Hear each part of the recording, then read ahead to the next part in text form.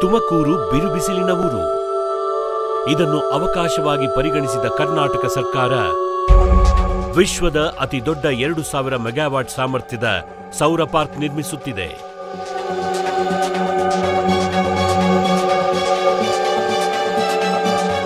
ಇದು ಸುಮಾರು 13,000 ಎಕರೆಯಲ್ಲಿ ನಿರ್ಮಾಣವಾಗುತ್ತಿದೆ.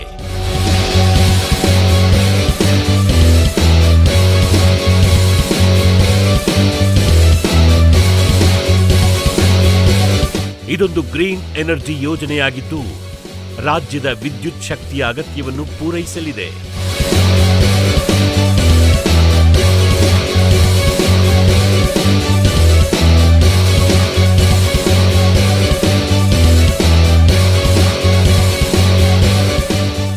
ನವಕರ್ನಾಟಕ ನಿರ್ಮಾಣಕ್ಕೆ ಸದಾ ಸಿದ್ಧ ಸರ್ಕಾರ.